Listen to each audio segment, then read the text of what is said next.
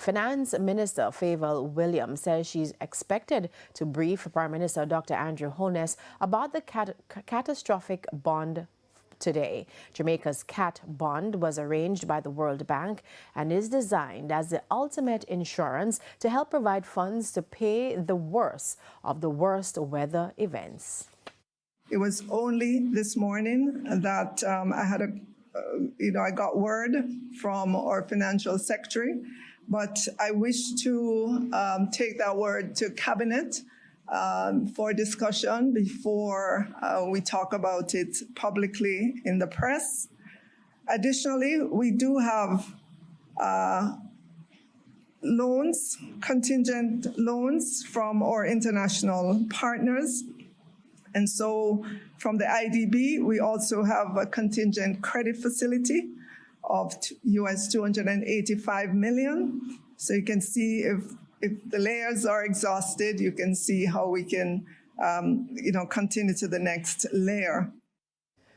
The minister, who was speaking at a special press briefing at Jamaica House this morning, says the government is exploring all available options. She listed a suite of other funds that are available to the country. Layer that we can immediately call on is the contingencies fund with $5.3 billion. Then we have the National Natural Disaster Reserve Fund with $1 billion. There are some conditions that apply, and we'll work through those. Layered on top of that are our different insurance policies, and we do have 2 insurance policies with the Caribbean Catastrophic Insurance Facility, otherwise called CRIF, C-C-R-I-F. And the coverage there for tropical cyclone is US $91.6 million. And for excess rainfall, the coverage is US $37.3 million, of course.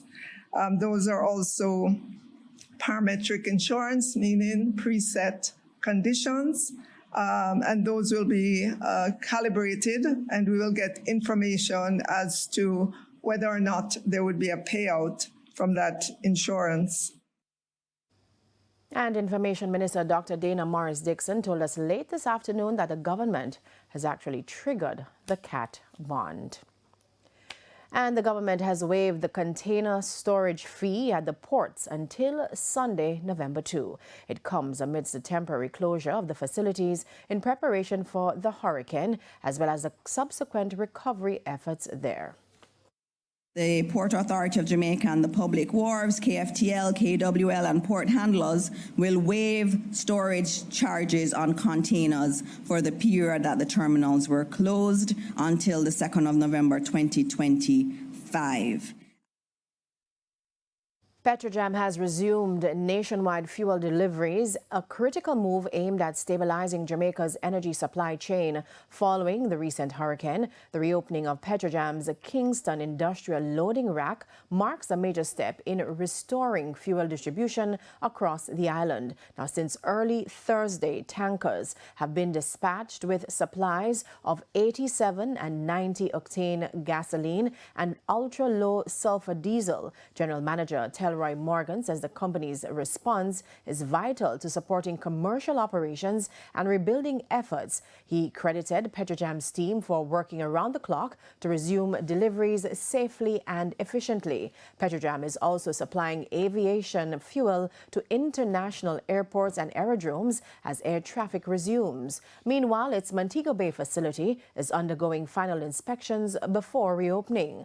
With the port of Kingston now reopened, Petrojam says it's preparing to receive shipments of crude oil and refined products to restart its refining operations and supply both domestic and regional markets. Petrojam says Jamaica's fuel reserves remain at a comfortable 2 to 3 weeks of consumption, with additional shipments already en route. The company holds over US $200 million in national fuel reserves, reinforcing its role as a cornerstone of Jamaica's energy security.